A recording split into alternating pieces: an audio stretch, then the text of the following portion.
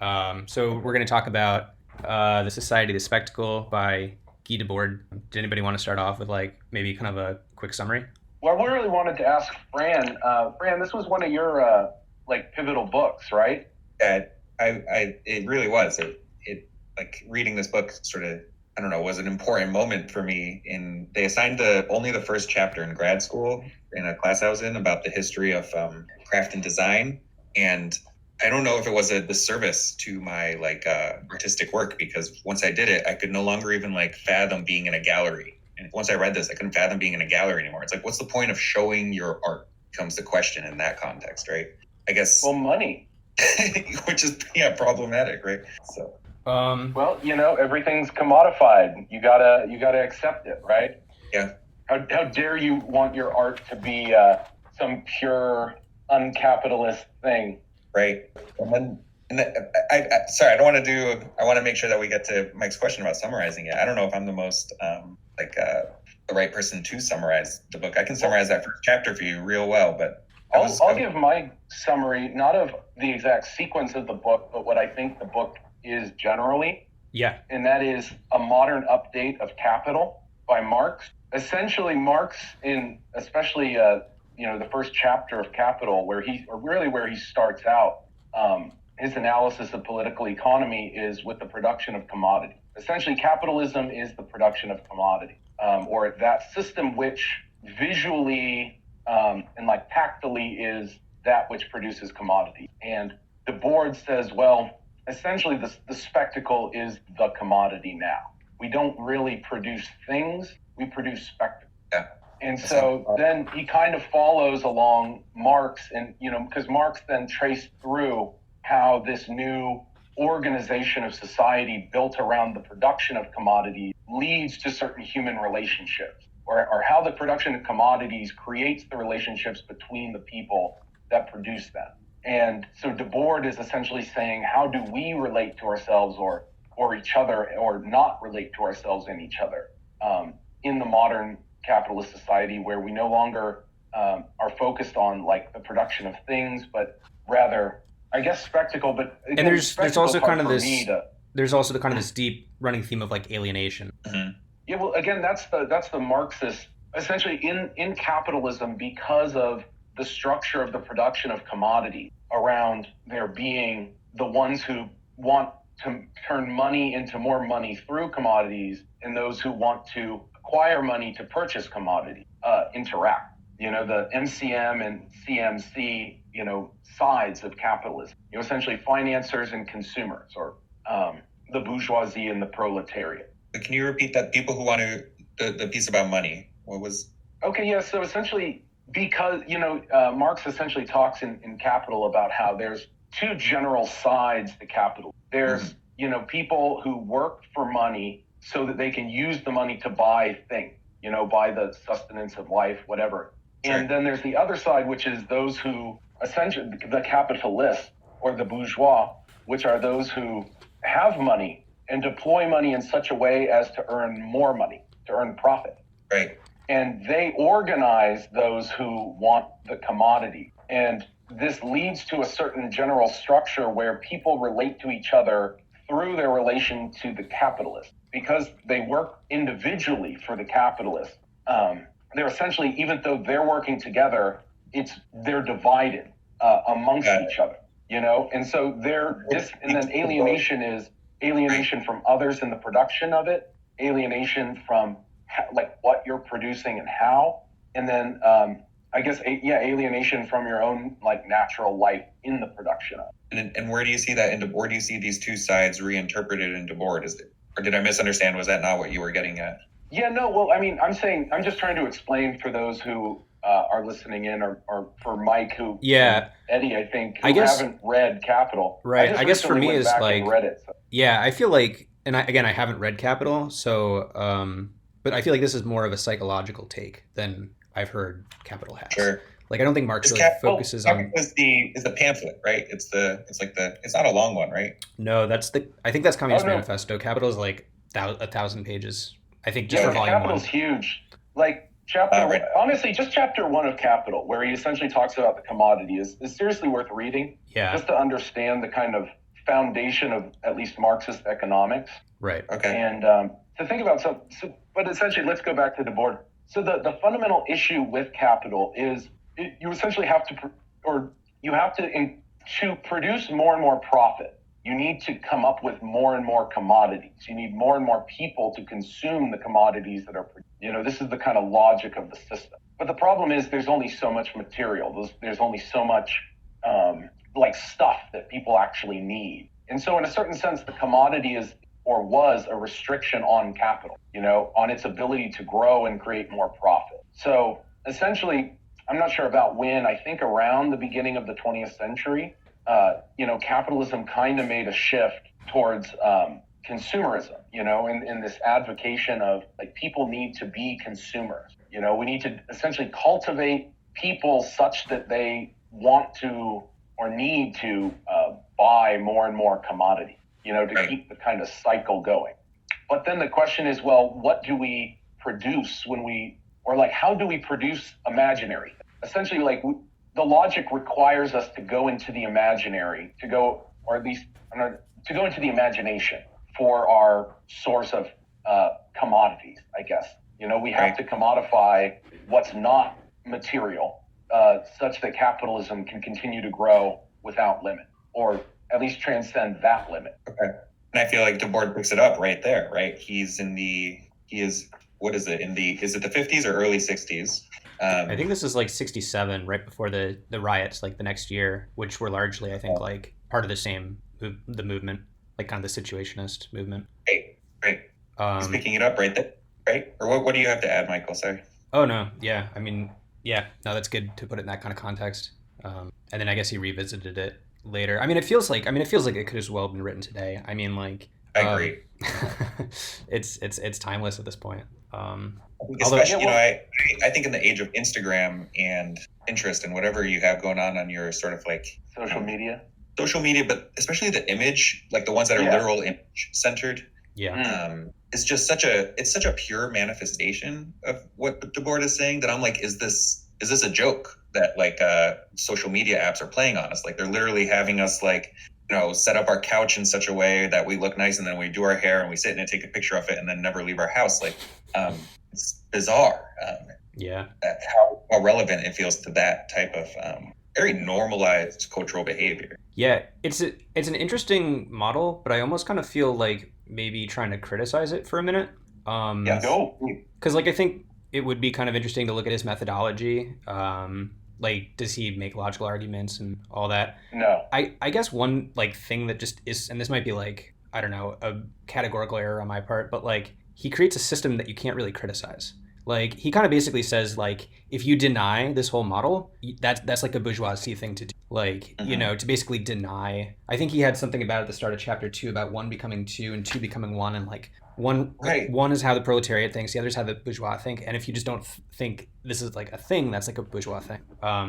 But I might have had that backwards. Anyway, I missed that. Oh, go ahead, Nathan. No, you, Eddie.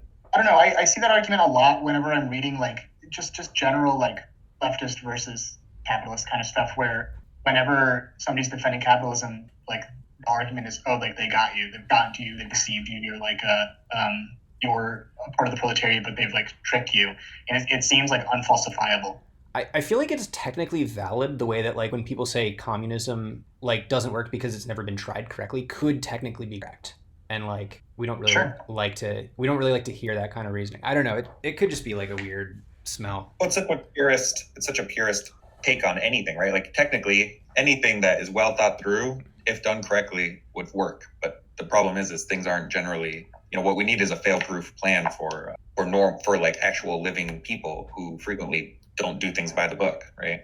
Yep. Can I just insert here that there is no real blueprint for communism. Marx never said, in a certain sense, Marx saying here's the problems with capitalism, not here is the solution to these problems. Yeah, because that would be a fool's errand. I mean, I think this might be too reductive, but it feels like a lot of the problems are psychological, problems just in the way that we think, and that's not something that we can necessarily. Well, but isn't kind of Debord's point that capitalism and us through it have changed it? We have changed the way we think, we have, like, I think it would be very difficult for our ancestors to understand. I mean, it feels to him that like capitalism was like put upon us in his view, that it's not like just sort of a natural extension of the way that we think as humans. It did feel kind of like Well, it's external. not. But see, that's the thing, Mike. Or that's, I think, fundamentally, kind of capitalism was imposed. I mean, I'm not sure if you know of like the encapture movement, or is it the enclosure? I think enclosure movement in like, but essentially, to get capitalism going in England, or industrial capital today, they essentially had to kick peasants off the land and force them into a state where they needed to work for money. Like Yeah, I mean, I guess I'm not saying process. right, and I'm certainly not saying that capitalism is like the natural state of being. I just feel like there's a psychological component to it, and Oh, definitely. to me, that's kind of like potentially where it comes from more than like material factors. But I mean, I think he makes the point later too that like ideology is material. So I mean, those two are not necessarily opposites. Right. And so I'm pretty sure at some point he talks about like nomadic cultures. Does he, or am I thinking of something else? Yeah. But I think he does talk about this sort of like humans in their innate state versus the sort of rapidly degrading state of humans today who now like are obsessed with this spectacle thing that never existed before. I'm pretty sure that's a core point of the book. I agree with that take on it. I think that yeah, to come back to like the trajectory of this book, I'm so tuned into like what's going on at the beginning, and then I get lost as it goes through. And I'm curious if either of you are speaking to some of the things later on in the book where it sounds like he's talking about in these chapters that are titled like ideology materialized in negation and consumption within culture, right? Like that feels like he might be coming to some sort of point that I missed. And I wonder if he goes pretty hard into this thing about time around chapter 5 that I'll try to summarize, although I'm going to really butcher it. It's that like we used to kind of have this idea as time as being like this eternal thing, or sorry, cyclical. That's right, because we sort of had this cycle that matched our labor. Right, we'd like work during the day and sleep at night. But then we kind of got sold this idea of time being like a chronology, and then that way, sort of the dominant forces were able to capture the telling of the chronology, so that we would be dependent on them for information. And then what we now have is sort of this like pseudo-cyclical time, and that's sort of like this disguised historical thinking, historical time, because historical thinking I think is something else. Historical thinking is like a belief in like Marx's principle of historical materialism. That said, I didn't really get the time stuff all that well. It didn't feel like super intuitive to me. I think like really kind of the most interesting stuff to me happened in the first half. I don't know, Nathan, Okay. did you kind of take anything else away from that?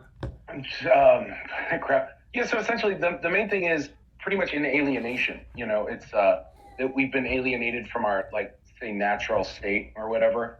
I guess for me, that wasn't incredibly interesting, maybe because I still am not really there myself, or not really outside the like capitalist mode, let's say, myself, I think. But I don't know about you two, but like after reading the first couple chapters, it's like everything in this book I read through this lens of the spectacle. So now we're on this chapter about time, and we're talking about pseudo time, and I don't even know if this is actually what he's saying, but what I pull out of it is that our perception of time is a sort of spectacle, right?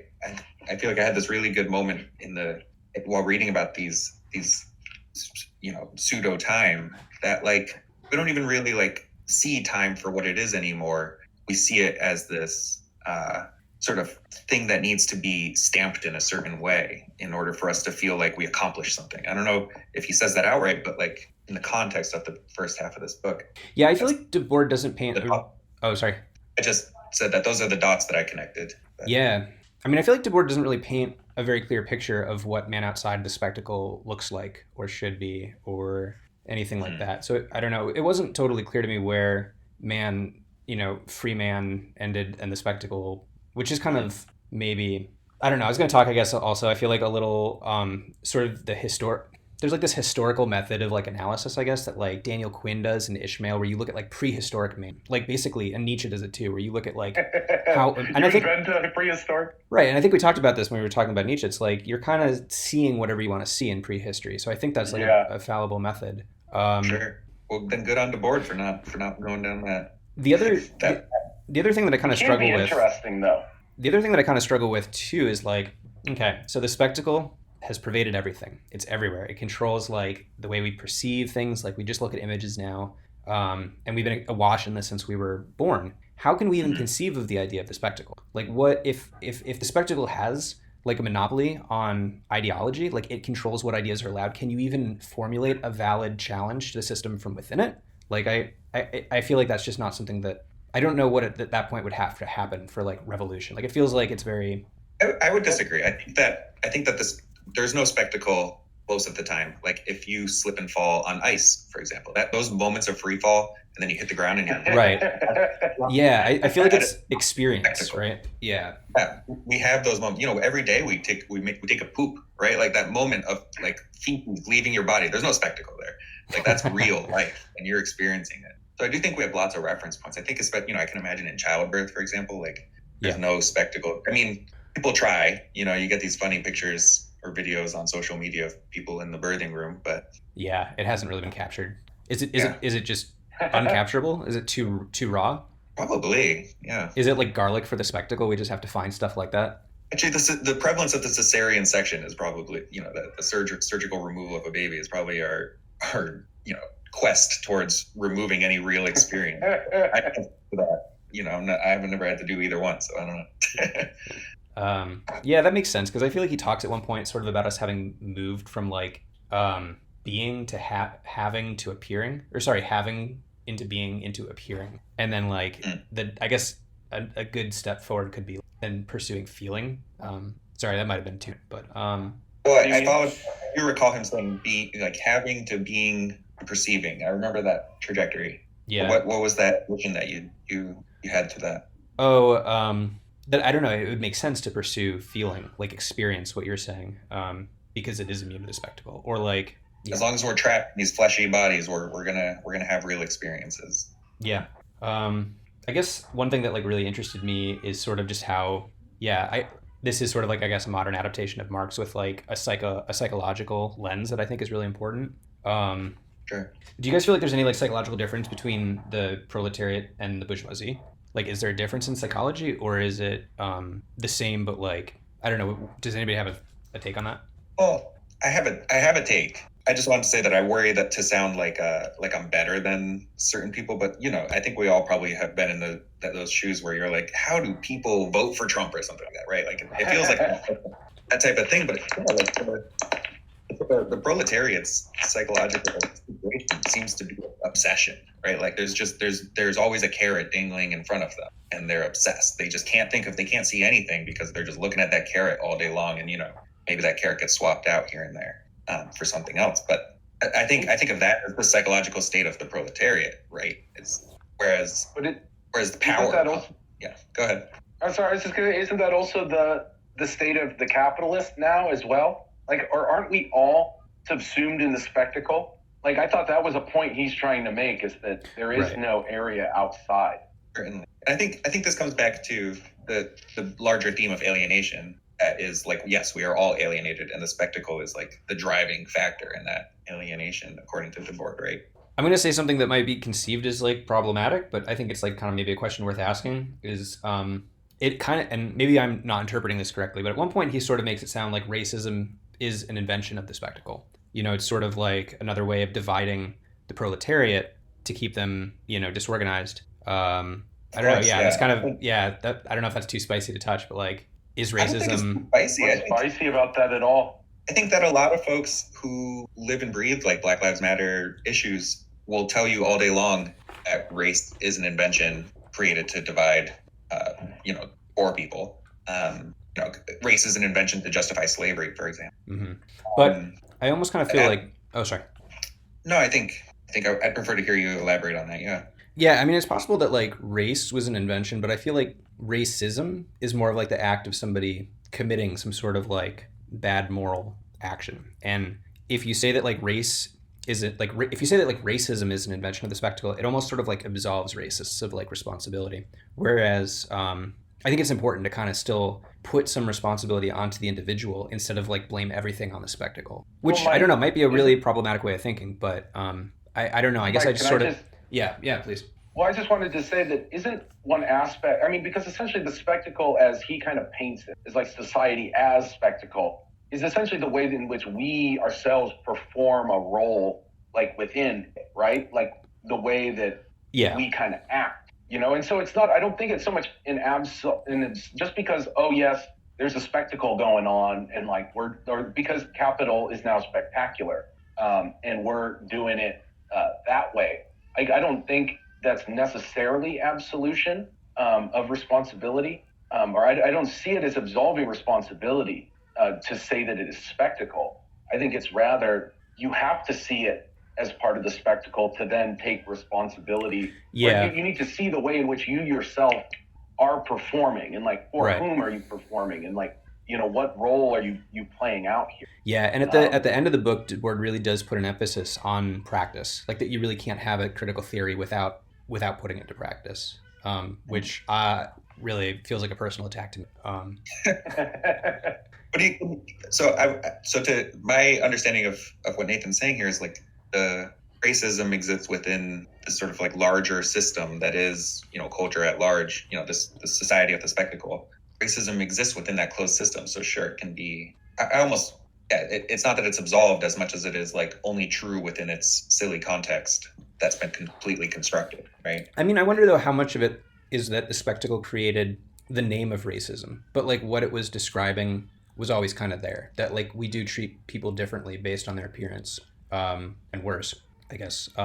And Yeah. the way that we sort of look at it now as, and we call it racism, and we have a particular way of framing it, or like, you know, explaining that part of that uncomfortable part of our psyche, like our cultural narrative about what we do. I don't know, racism, but I don't know, I guess that's the only way I've ever known it. So it feels like it captures the message of what's behind it, but maybe it was I just like invented. how racism's led to a new industry of like the cleansing industry or whatever, so that like, oh my god, I'm racist, you know, kind of like not detox, what is that called, the places you go if you're an addict? I think you're right. Detox. Rehab? No, rehab, yeah. You know, it's like, you know, whenever a famous person, Oh, you you're know, saying like racism has been turned into like a psychological disease that you can cure.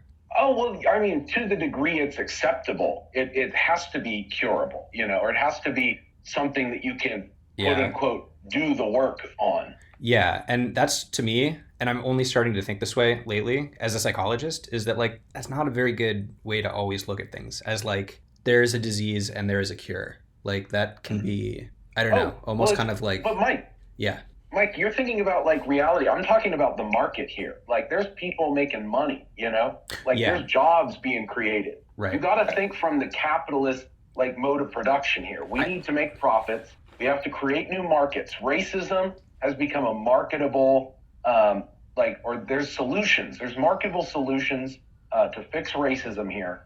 And like, there's people, you know, we're straying a little bit from, if I may, we're straying a little bit from Debord, but I'm totally like, this is a deep rabbit hole that I've gone down with Kara recently, because I don't know about you all, but I've seen like a lot of this like buy black. Have you seen that, like hashtag buy black? Like, no, I have. Like my school, we're literally at my workplace, we're circulating lists of locally owned or black owned local businesses. Yeah. Exactly. So I'm sitting here and like, you know, I like nod my head and I'm okay with it. Like I will participate with it at work, you know, especially because we buy so much shit at work. I hope that I would love for it to go in any different direction than Amazon or but at home, when it comes to like who are we going to donate to and stuff like that, I'm like, you know, I think money is the poison. If we're actually going to talk about how are we going to solve this problem, money has never solved a single problem. So I don't want to throw money at anything, like, you know what I mean? Like I like participating with those things outside of my house. Well, when it actually comes my real decisions, my personal decisions, I really do think that exactly what you're saying, Nathan, it's like that's perpetuating the problem by commercializing anti-racist cultures, perpetuating the problem in a big way. I think what we're doing is we're conflating money with time, and we're trying to use money in place of time. Like, Mike, that's the logic of capitalism. Right. That's essentially the focus on time is because the labor time, or as Marx formulates it, labor time is the foundation of value. Gotcha. Right? Okay. And I was going to say there's from people working. There's a section in Debord that, sorry. No, I really want to emphasize that I disagree that we're conflating money and time just because, I don't use the word poison lightly. I really do think money is this poison, largely because of what I've gathered from, I think, both Marx and Debord, which is like this alienation bit, the fact that the money separates us from actually accomplishing anything, like any true experience, right? Like the money is this veneer on what should be, right? Right. So it's not a conflation of money and time as much as it is just like the money is the drug that gets you that sort of sends you down the spiral of I don't know, terrible things, all terrible things in the past 200 years, right? Yeah. Yeah, the hard part with alternate histories, though, is, again, what's the alternative? And to go back to Frederick Jameson, it's harder to imagine or it's easier to imagine the end of the world than it is to imagine the end of capitalism. Like because again, like we can say, and I agree with you, there's so many things that are wrong with the financial system, with our society, with the way that we use, debt and money to like ruin people's lives, whereas other people are, do nothing. But for me, it's not about that word of like a labor market issue as much as it is about a like this very spectacle oriented thing where the money, like, right now I'm talking to you all while sitting on a couch. It's hard for me to literally sit on a couch because I had to pay money for this. So I'm not just sitting on a couch. I'm sitting on $900.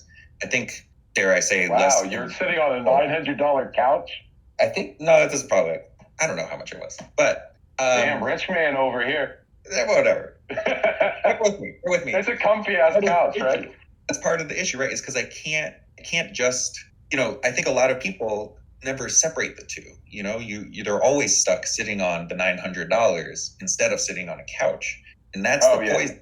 That's the moment of like you've surrendered your life because you can't think anymore in anything other than dollars, in dollar signs. Let me once you assign value.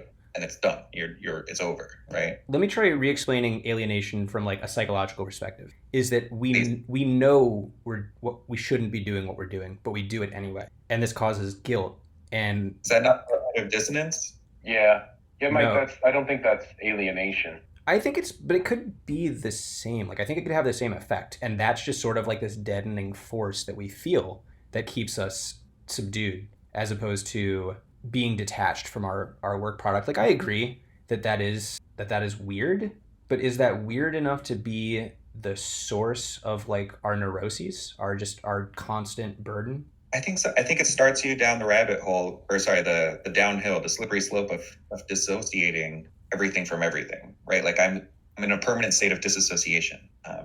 You're saying trying to take a purely psychological look at it? I think so. Yeah, like we are at the end product of this long history, more and more disassociation to the point where, potentially. I mean, yeah, and it's like I don't know. I guess if you move away from like the psychological disease model, it maybe frees you up to kind of play around with that a little bit more. Like you don't. I don't know.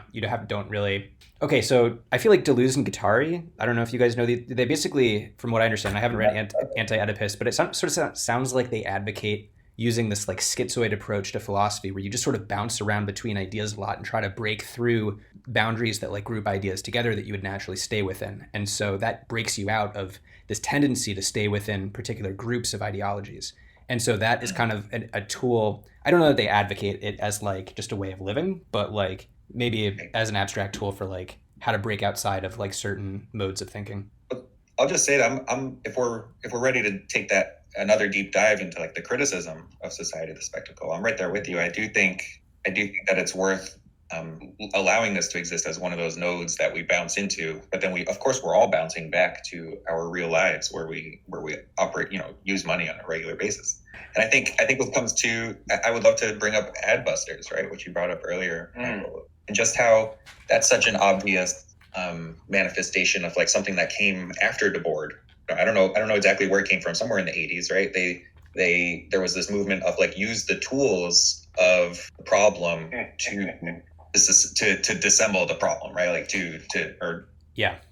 And that's Adbusters' ethos, right? Is like we're gonna use what we hate to sell what we prefer, right? Yeah. I mean, they're violating the very. So easy to call them hypocrites, but right. I don't know. It's unavoidable. Like, okay, so let me give you this quick example. I was talking to my mom who works with a publishing company. She knew a guy who like was going to get a book published, but then they kind of backed out of it because it wasn't really like their message, and they're really starting to target more of like the identity politics kind of leftist crowd. And this was kind of more of like a critical look at that, and so they didn't publish it because it wouldn't sell.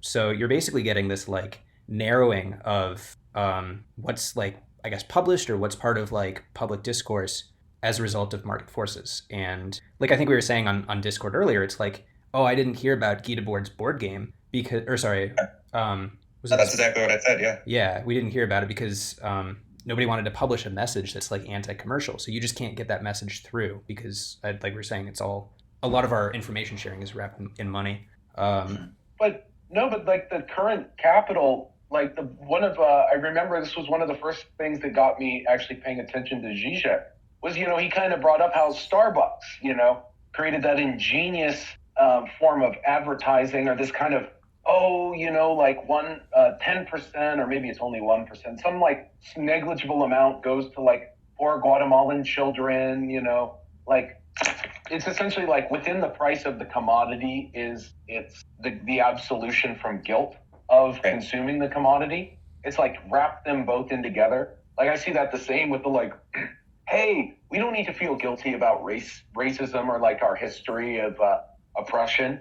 Like just buy from Black-owned businesses, you know, like support, you know, Black small businesses like that. That'll just fix everything. You know, we don't need to address things at a more fundamental structural level. Yeah. You know, you can just wrap in the price, just, you know, pay a little more, you know, and you'll feel good about yourself too. Yeah. I mean, this is something I struggle with. I mean, it's like, I don't know. I feel like it's a really touchy subject right now, but like, I mean, I feel like a lot of people on the far left would say that you're still improving the material conditions of the people that you're like donating or giving money to, even though it's still part of the problem. And that has like a net positive effect. I don't know. I mean, it sort of comes down to like whether you think the spectacle can go away through like accelerating its issues, which I think is like what accelerationism is about. If you guys, I might be misinterpreting that. Basically, like really trying to like fuck it up, like just take it and so that we can like, break it. Which actually, dude, if you look at their message boards on Reddit, they're fucking awful people. Like, it is so racist and so, like, and I say that what is fully aware of the irony of us, like, maybe not saying racism. I don't know. Mike, what's so racist? Oh, so, you know, like, Mencius Moldbug and his, like, dark enlightenment. Have you ever been on the subreddit there? No. Oh, it's horrible. You should check it out. You should check it out, but it's really horrible. Bootleg MTG or FFXI, I'm not on it, you know. I don't even go on the front page anymore. So I have not been on those subreddits myself either, but you know, I think Michael's particularly familiar with like my own high school history being just deeply entrenched in troll culture. Yeah. Which sounds very adjacent to this, right? And I will say the same thing about that type of mentality as I think of trolls today, right? Like, which is that like if you can say something like that and say it's like for the sake of like the hard reset, or you can say something like that and say it's for the sake of the lols or whatever, the lols. The lols, yeah. Yeah. But at the end of the day, it turns out you actually really believe that, and you're just kind of like using that, you know, like it turns out like the things you say and the things you do and the things you act, maybe this is too much of like a pragmatist approach, but it's like your actions are who you are, right? Like regardless of what you meant them in irony or in as a sort of like means to an end of something else. So it sounds like it sounds like there's a sincerity to irony. Yeah. What you choose to be ironic about is itself some degree of sincerity. Yeah. Right. Yeah, it's like you adopt a philosophy that justifies what you want to do anyway.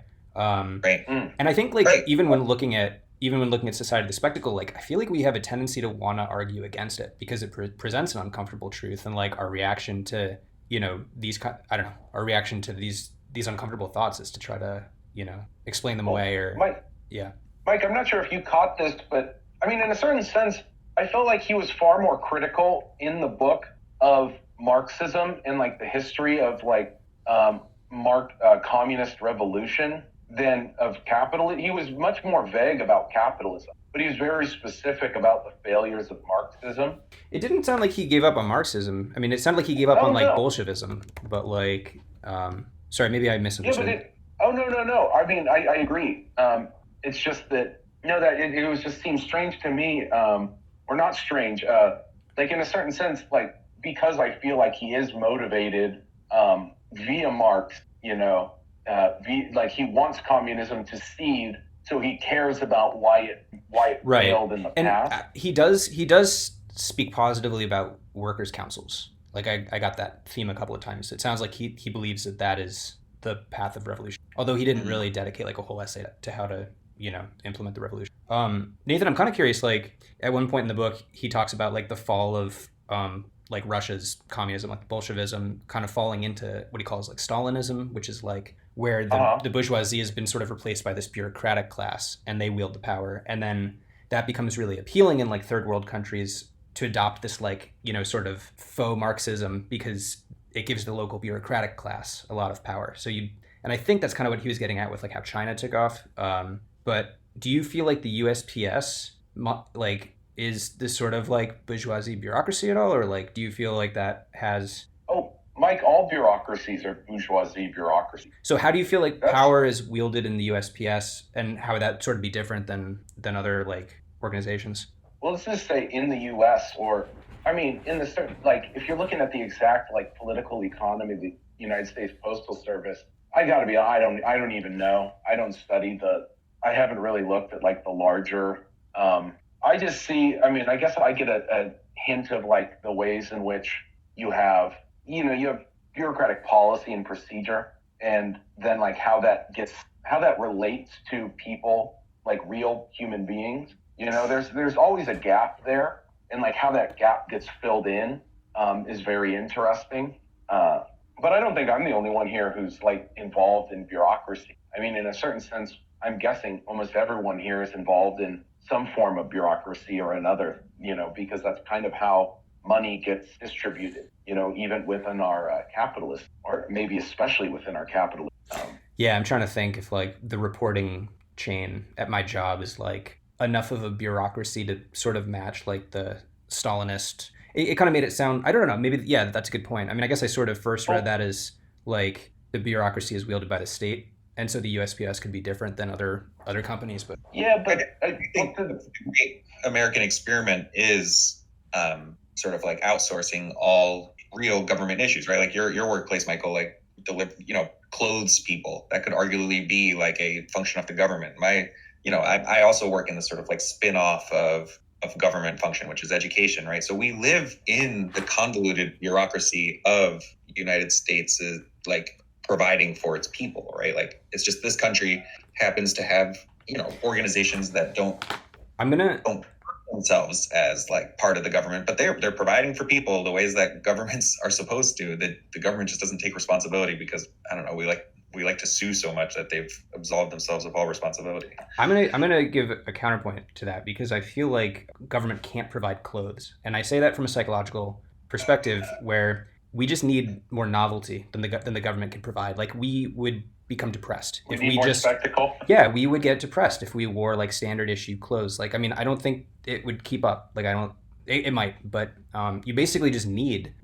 And this probably sounds like me defending capitalism, and I don't want to like make it sound like that. No, this is you defending spectacle. But I do think to be happy, we need a certain amount of novelty, and maybe we're overstimulated, and the amount of novelty that we need just keeps going up and up, and that's good for consumption. But I don't want to dismiss what you're saying, but I do think it's what I hear is just a profound like what would you call it? Like a diminishing of the potential of government. Like who's to say government can't provide novelty? Why is that a given? I don't really get that. Where you got.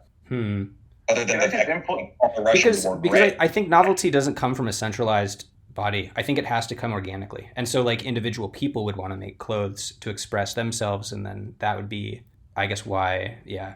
I think that we maybe, and not through capital, but should be able to source things organically rather than try to centralize production of novelty or authenticity. Mike, here's the thing. I think you're actually unintentionally hitting on something like really close to the society of the spectacle here, and that's why is the novelty afforded by superficial things like clothes, like the real novelty? Like people, you can dress in a million different clothes, but like are our subjectivities really that different anymore? Okay, wait.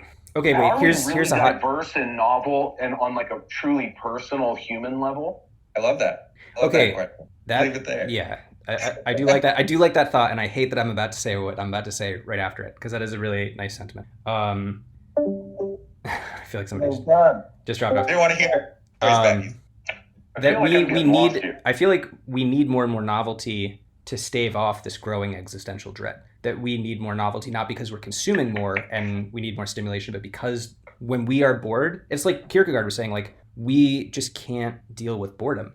Yeah, Mike, again, I think you're perfectly summarizing the society of the spectacle.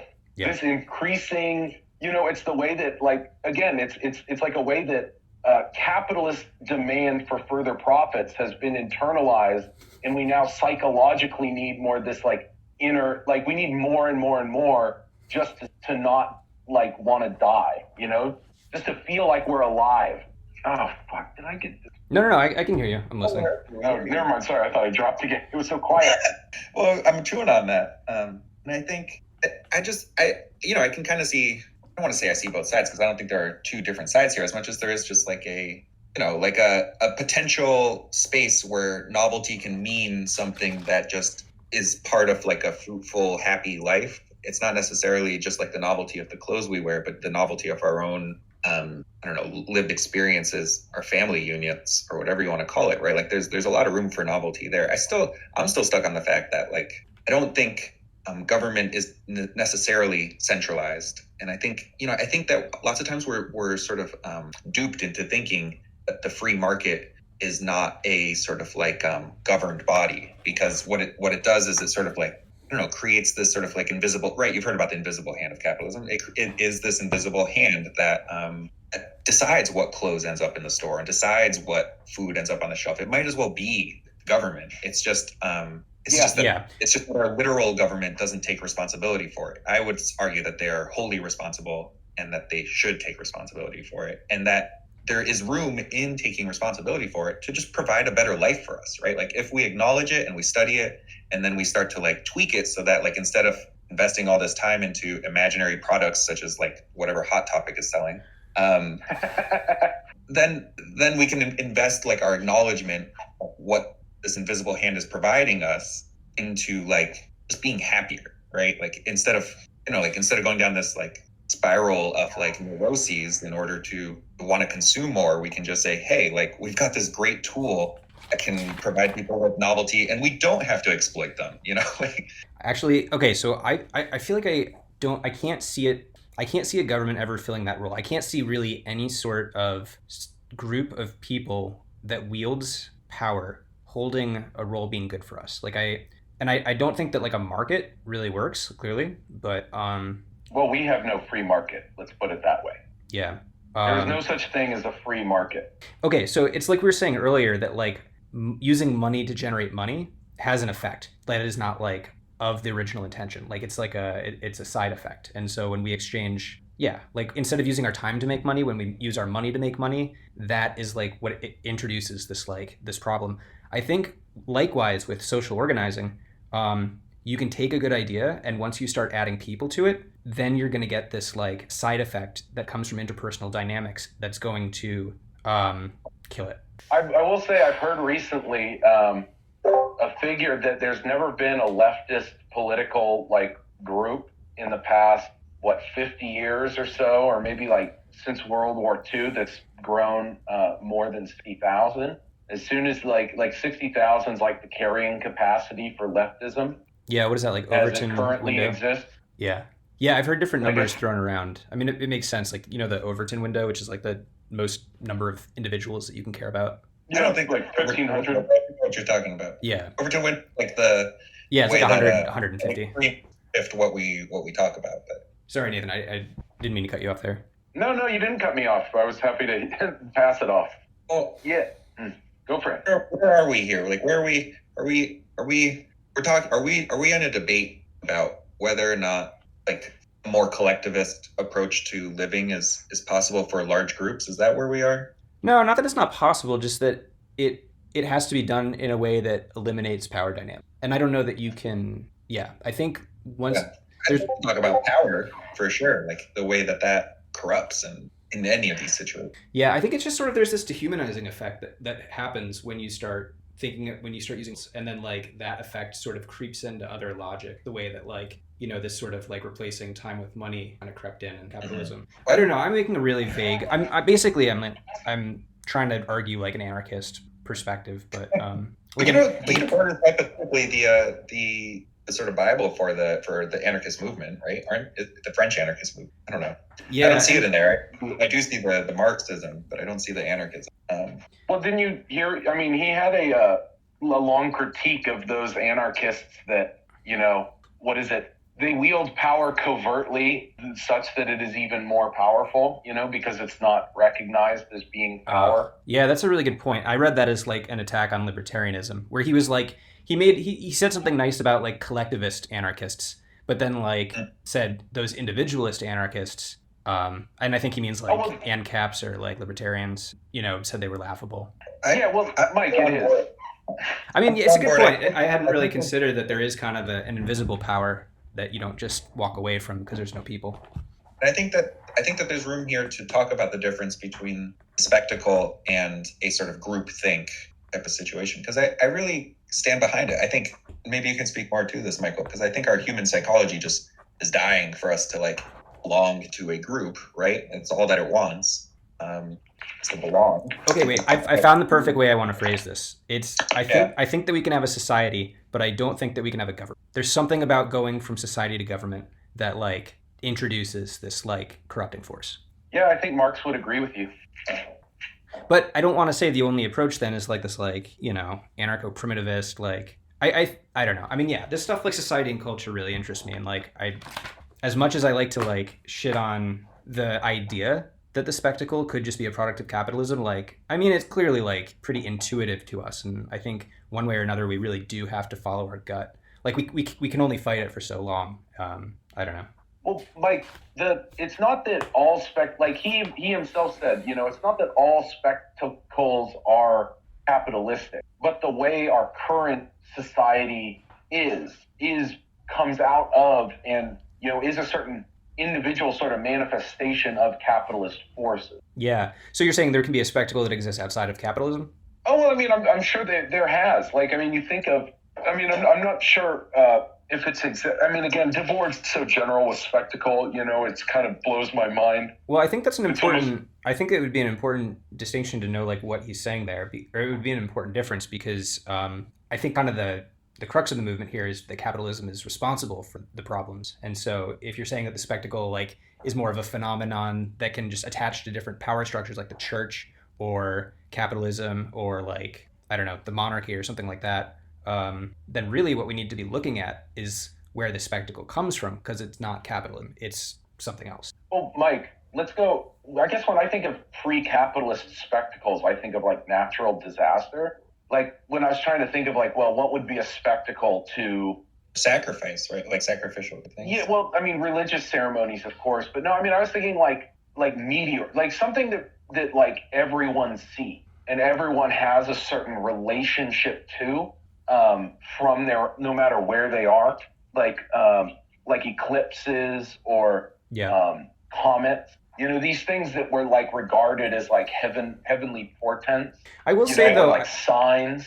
I will say though that might be ignoring an unconscious motivation to look at them as significant. Like if you look at the night sky, or stars. I was just thinking that. Yeah, like isn't that? Yeah, the stars are almost like the primordial spectacle that we see the dramas of life that we like project our society into. Yeah, I guess. I don't place the spectacle purely as an evolution of capitalism, as much as it is just like pointed to as something that we do, that civilization does, right? We create spectacles, right? I mean, maybe it's just depending on where you draw the line between civilization and capitalism, it might just be born from sort of like, like we're talking about here, the people getting together, societies, right? They create spectacles for whatever reason. I don't think the natural disasters fall into that category. The retelling of those natural disasters may fall into that category. Yeah, I mean, I guess I don't want to, like, part of me feels like on some level it is psychological, that, and like I think Nathan, like Marcuse was kind of talking about trying to take like a therapeutic approach to our minds so that we can be a little bit more receptive of communism, that we can like change our way of thinking to be able to facilitate revolutionary action. And like that's good up to a point, but I think also that we just don't have a whole lot of control over our intuition and the way that we perceive things. Like, and I guess the point I was trying to make about the spectacle being really old is that like, all right, if you look at like a very crowded picture, you like will look for something first. Like that's the first thing that you're going to notice, and that's for a reason. Like we look for, symbols in things, we look for patterns, and that's based on knowledge that we already hold. And that really... Are we going the Peterson route where essentially we have inbuilt structures that are like biological that essentially create that are like pre-formatted how we will perceive? I mean, maybe psychological, maybe sociological. Like, let me try to put it into words. It's like, okay, there's a meteor in the sky. Is it that we look at the meteor in the sky because everybody else is looking at the meteor in the sky? Is it that we look at the meteor in the sky because like fire means something to us? Like it's a bad portend. Like it's or do we? I guess just look at it because it's like a shiny thing. Right? We're just terrified. We're scared. Right. Yeah, I mean, I don't know. It's just I feel like it all maybe not comes down to psychology, but and I guess that was the point I was trying to make about intuition is like it can come down to psychology in a lot of ways, but you're still going to be bound by your intuition. Like for example, like that whole like that Red House protest really intuitively seemed to me like a psychological issue, not like a class issue. But other people intuitively might read it as a class issue and wouldn't really even think to look at William Nietzsche as like having a psychological problem. Is sovereign citizens a mental disorder? I mean, that's kind of like the original. Yeah, I mean, I think, and again, I want to step away from like the disease model where like there's disorders. So it's unfixable, in other words. But I also don't want to normalize that. Like that's not a good way of thinking. Oh, you might be right. Yeah. Sorry, sovereign citizens are a very funny bunch. Do you know any? No, I just saw just through the internet, just as a spectacle. Yeah, I don't know. I sort of had this like take where, I don't know. I don't want to keep making the same point over and over, but like just what irony, like how irony is killing us, and it's really, really bad. And that I like appreciate it. Point, yeah. Our reaction to the Red House protesters, like the people that still support it, is like ironic. Like we're laughing at them, and that's like really dangerous for us to be doing. What's wrong with laughing at them? I think it's just that we use irony to deal with capitalism or just to deal with alienation. And maybe if we took it away, it could be that accelerating force that would just force us to get rid of capitalism. I don't know how you would remove irony though. Mike, isn't it just good old Schadenfreude? Irony is Schadenfreude? No, the Red House thing. What's ironic about the Red House? I think like, and maybe you weren't here for this conversation, but like, I think a lot of people are making fun of the protesters, like at least on Reddit, and that was sort of my first reaction. I think like, some of my other friends, but I guess it's like not, it's bad to have that kind of reaction, I think. Mike, but why is mocking someone ironic? I guess I just don't see the irony in there. Like stepping on someone it's because you don't like or feel like... Yeah. I think it's because you're expecting them to act a certain way, but they're not. And so that creates irony that you have to like joke about. Right. Like people talk about it sarcastically. Like, oh, those fools. I don't know. Maybe I read into that or I was projecting a little much. But yeah, I guess I feel like people sort of had an ironic detachment. Like it just sort of makes people laugh at the left, at least within like even leftist circles. And that is like both it kind of has the effect of like fracturing the left, but also I think we're just, yeah, like I said, using kind of just irony to cope with like, the existential dread or like the alienation of capitalism. So I agree. I love that point. I wonder where you stand now on the Red House, having made that point about like irony being toxic. And do you like, so you say that statement and then do you say, so the Red House protests are a valid protest or Red House protests are an invalid? Yeah, I mean, I have thought about that a lot. There's an account right now that is like trying to spread the truth about the Kinneys. And like I found him through this Instagram hashtag that was like the wrong one. But basically it's like another like leftist. He seems like a totally reasonable guy. I mean, if you look in the comments, he's like responding to people thoughtfully and it's not like mean or anything, but it's basically like just posting on Instagram like court documents and like pointing out that he's a sovereign citizen. And it's trying to like get people to be aware of what the cause that they're donating to. And like I feel like For sure. oh sorry, and so the donations are a whole nother subject, I feel like. yeah, and so it's like it's hard for me to support the Kinneys. I mean, it really is, and I don't think I can say that I do, but I don't think that it makes sense to try to block them like financially. I don't know. It's kind of a weird.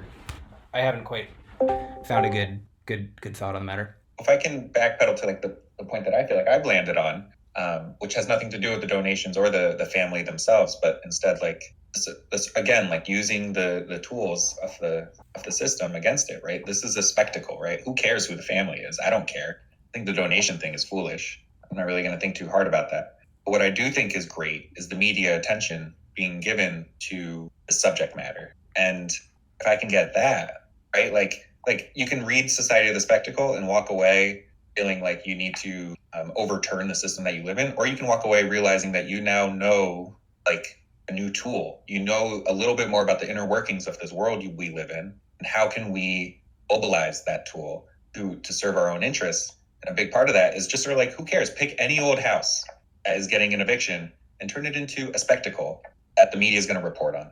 And now we can get this subject matter talked about at like at an opportune time, right? Like it's a good time to talk about it. And sure, people are going to scrutinize the family, but I don't know. It feels effective to me, regardless. So it sounds like you're saying you could ideally use the spectacle to redistribute wealth, like not with like the baggage that term carries, but like you could use it to sort of counteract the the more vicious forces of capitalism that stratify people and make rich people richer and poor people poorer. And for me, like the wealth thing is hard for me to. I don't know if I would say that you can redistribute wealth, but what you can at least do is like, I hate to use like a tired term, but like wake people up a little bit, and at least get, this might be the access point for some 18-year-old out there who now is going to change the world in 20 years, like this very moment might be that access point, and whatever, that's worth it to me. Yeah, but I also wonder, and I don't know if this is something that you can measure, and this might just be like, a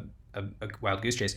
Would it have a reverse effect because the Kinneys are so problematic that people would read this and then say, like people on the right or people that are on the fence would say, oh, these like, anarchists have really gone too far, and kind of be turned off to the end goal. Yeah, and I can understand that.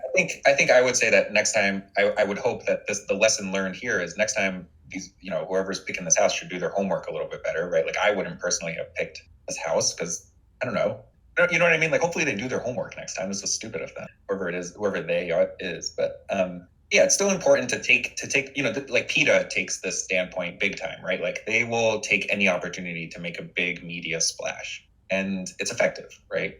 And then never mind like what all the brands do, right? Like we were talking earlier about like the sort of donation tactic, but they also, do all these weird stunts, or like even just Reddit as a whole use their sort of like a viral thing in order to perpetuate their product, right? Like it's an effective way. Are we back to the Adbusters thing? Like have they become the same kind of company?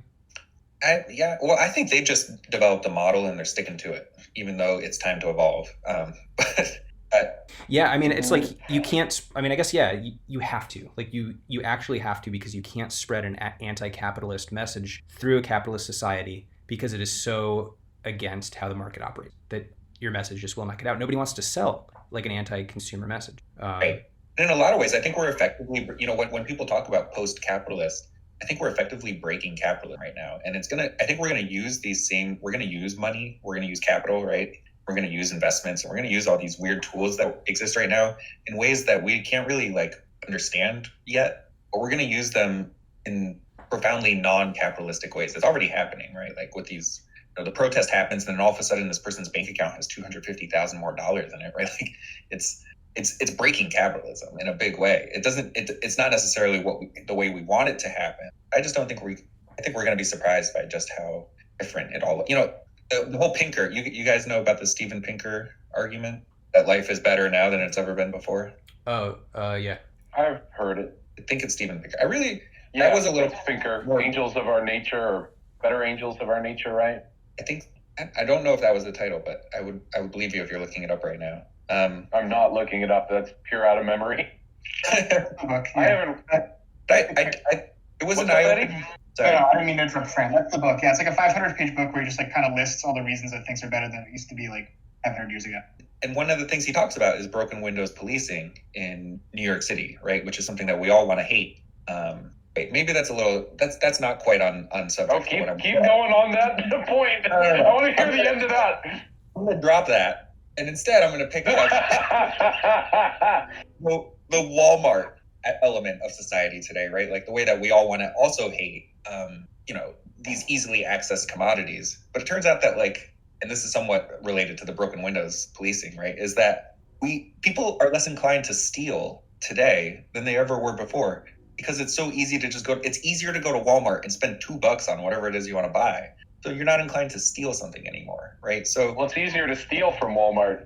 Yeah, that's true. It's also easy to steal from Walmart, but it also the fact that things are so cheap now for people in the United States is an unexpected way that capitalism actually ended up serving non-capitalist causes, right? It's working in this weird way to have made things so cheap that people don't want to steal anymore. Now we've hit this post-capitalist state where it's like things are so cheap that I'm now deliberately not buying something that I need, because it's like I have this mentality of I can make do without.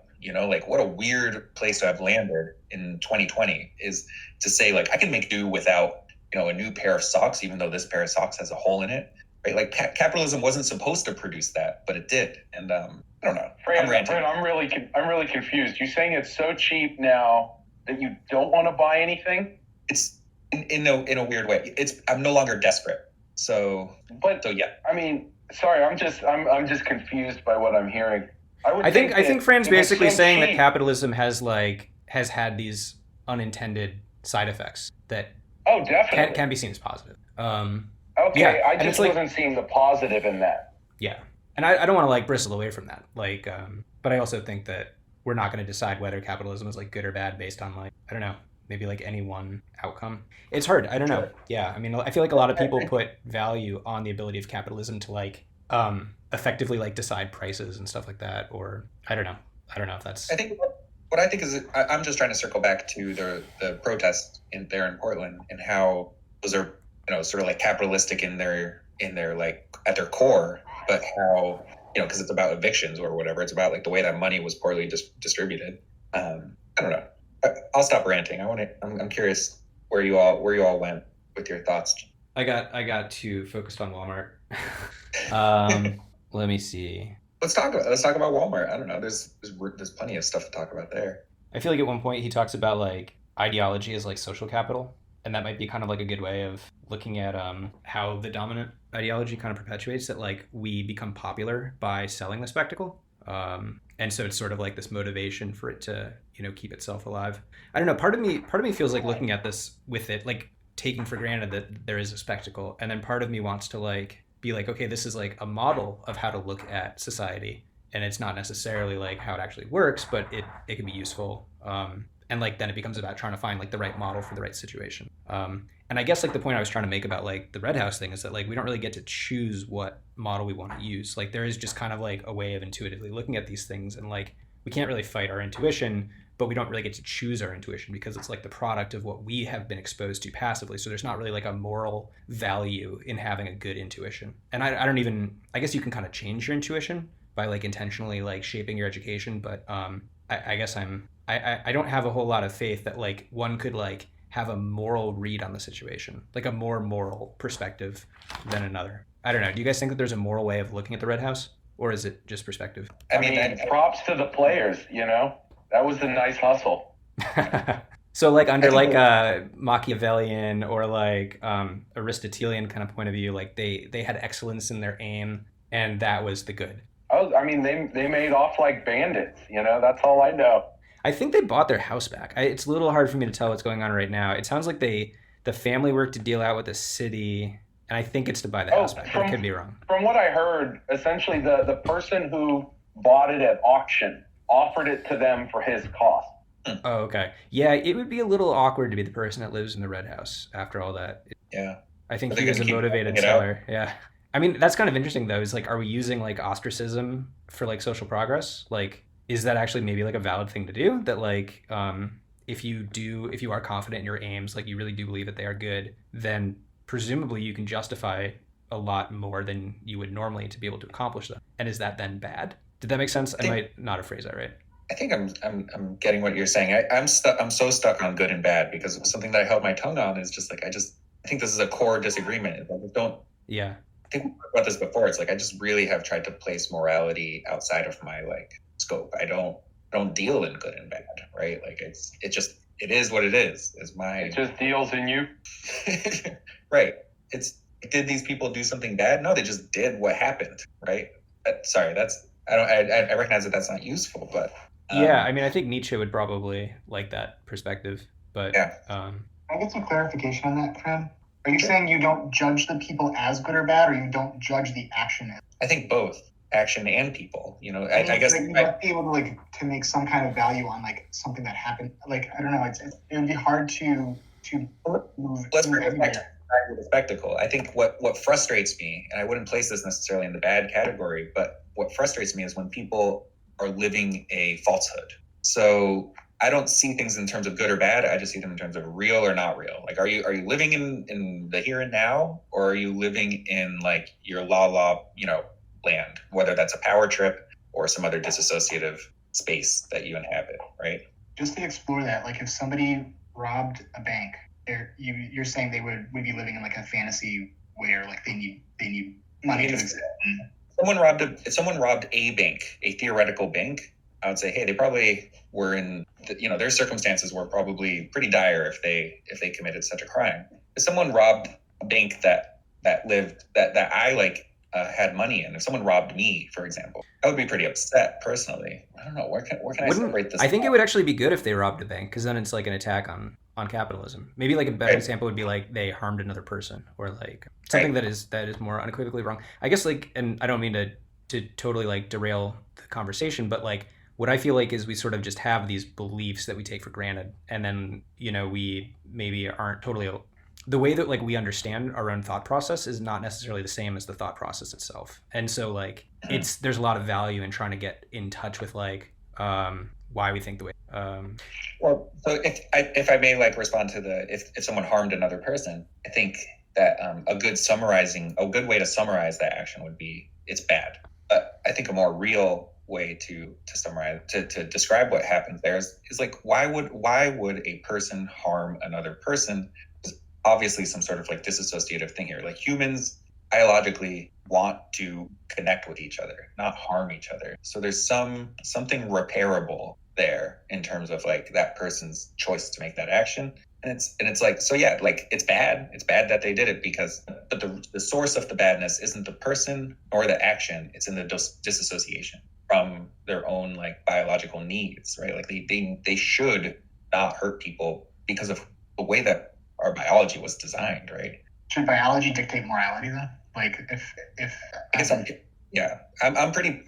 kind of a purist when it comes to like the sciences, right? Like I do think that's all we've got is biology. All we've got is biology. I don't really see what else we've got. But there are some gross things that come with our, maybe, I don't know if this has biological ties, but at least our psychology that seems to be innate, that we can kind of program out of ourselves that seem to be that. Like it seems like racism and tribalism are part of our biology almost. And I don't know, I don't see that as necessarily a good thing, like an appeal to nature because they're part of our biology, that we shouldn't try to overcome them. I don't know. I think maybe I'm too much of an optimist. I don't think that those things are innate.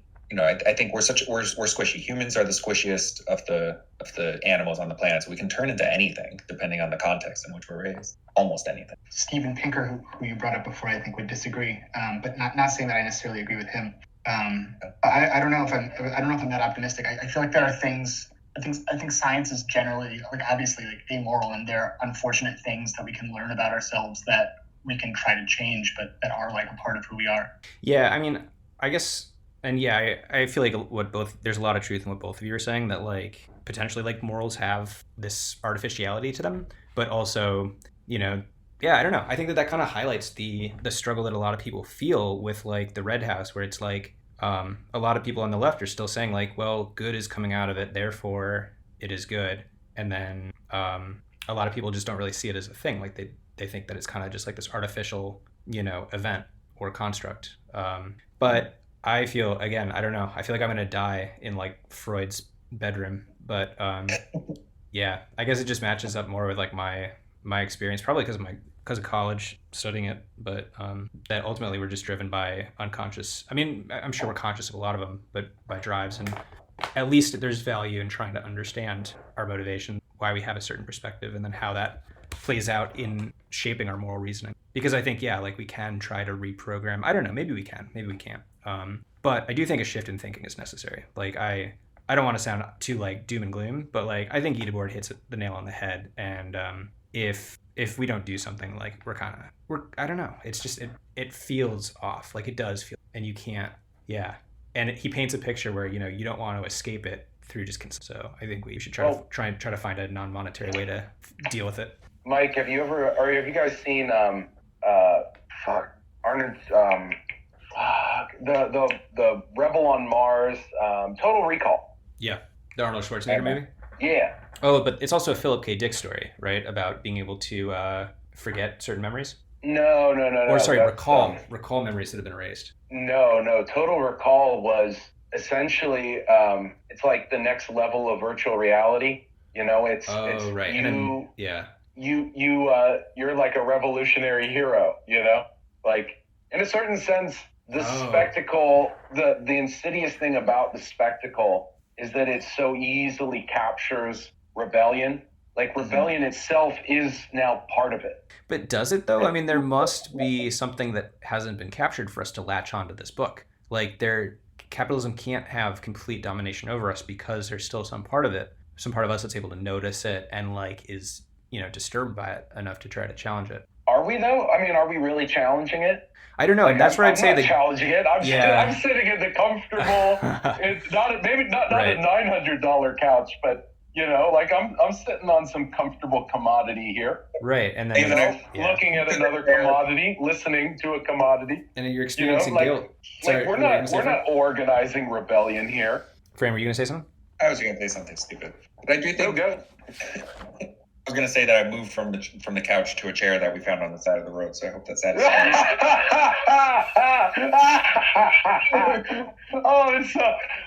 Chair, Fred, you're not supposed to feel guilty about it. You're supposed to enjoy it.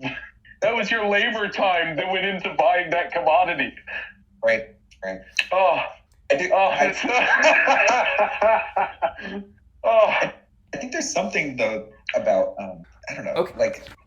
Sorry, Fran. I really was not poking fun at you. I just thought it was a great, I guess, irony, or I just thought it was very nice.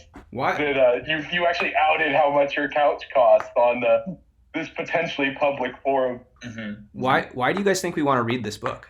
Like, what value is there? What, like, becoming aware of this is like painful for us. So like, why do we put ourselves through it? Oh, it's like Hellraiser, like the world, the current spectacles are so banal. We need whether it pleasure or pain, we need that limit experience. We want to go past our limits. And then you buy a vacation package to then like reset how much stimulation you need. Oh yeah, so it's like virtual reality trilobites. I mean, I find great. Like I'm in constant search of things that feel more true. So I read this. I covet this book and I read it because it feels true. It feels true to my lived experience. I walk around living what feels like a constant, like a barrage of people who are disassociated, and then frequent moments where I myself am disassociated. And then you read this book and it's like a moment of clicking of like, oh yeah, like everything's kind of fucked up. So yeah, like there's some flaws in the society that's trying to keep us in line with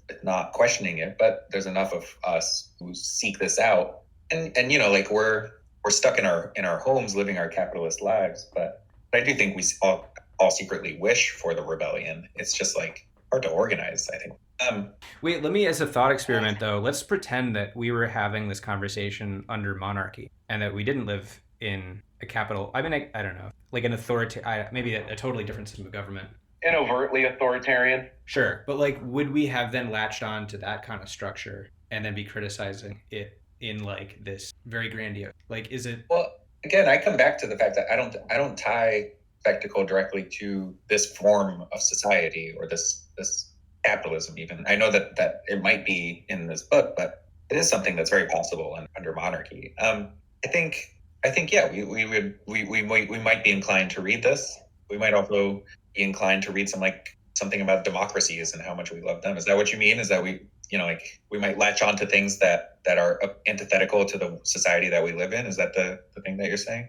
I guess the point I was trying to make is that like if we've bought into the spectacle, why do we want to challenge it? Like why put ourselves through? But I mean, I'm profoundly opposed to the spectacle, and I'll seize any opportunity I can get to fight it. but wouldn't you? I guess. And again, I'm not saying we should accept it, but would we not technically just feel better if we could accept it? Okay, maybe that's a little weird. I don't know that we can adjust how we feel about things. Well, Mike, I think I think the spectacle has made people really unhappy, and whether or not they are dissecting it in the same way that we are, unhappiness is different.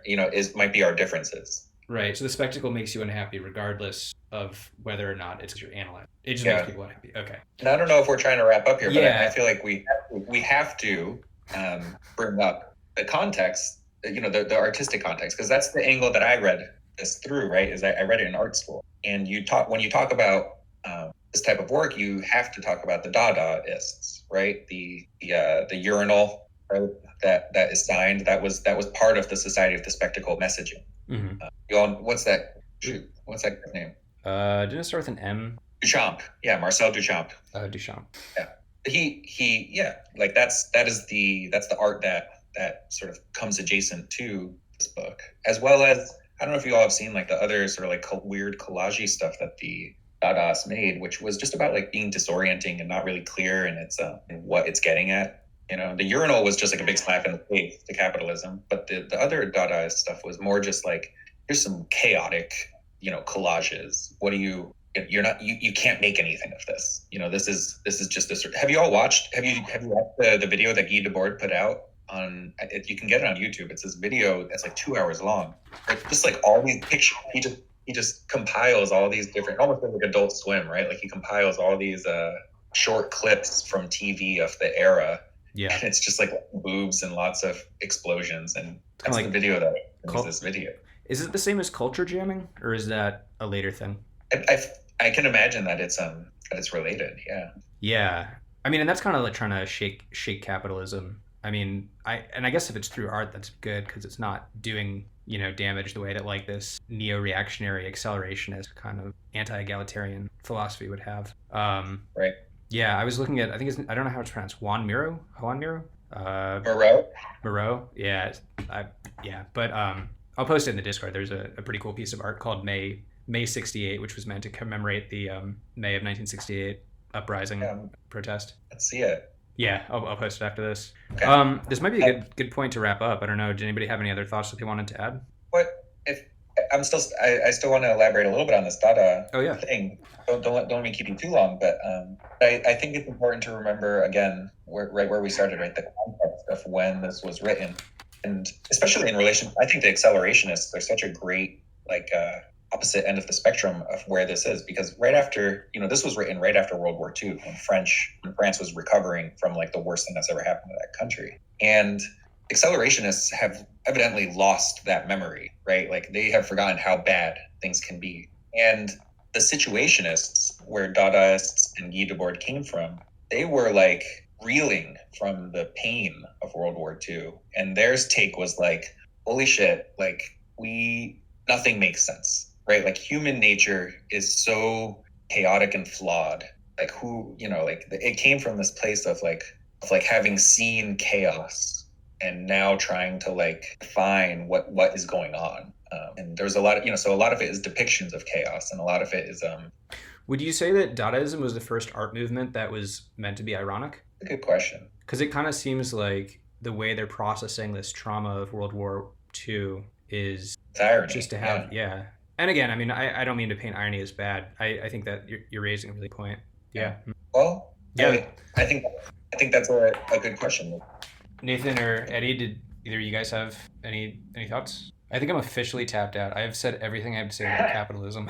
I just wanted to maybe end. All I really have to say is that I feel like, in a certain sense, when we think of how much different is Dada art from like modern advertising. Like the ability for advertising to, I remember this when I was like, had my first trip on acid. I was just like, oh yeah, it's like advertising. You know, it's like that ad. Like I remember there was like stuff. I was looking at the trees and I was thinking like, oh yeah, I've like seen this before. It was in a like insurance advertisement. You know, like even that, you know, that sort of imagery. You know, it's all incorporated. You know, there's no. As soon as you find an outside, it becomes inside. You know, it's brought inside. It's incorporated. I think outside and inside is a really interesting metaphor to use for like philosophy. I don't know if that's already a term, but I like it. Outside. I think those are terms. Yes. I mean, I'm not sure philosophical or whatnot, but anyways, you guys are tapped, right? Yeah, let's call it. I'll hit the stop button.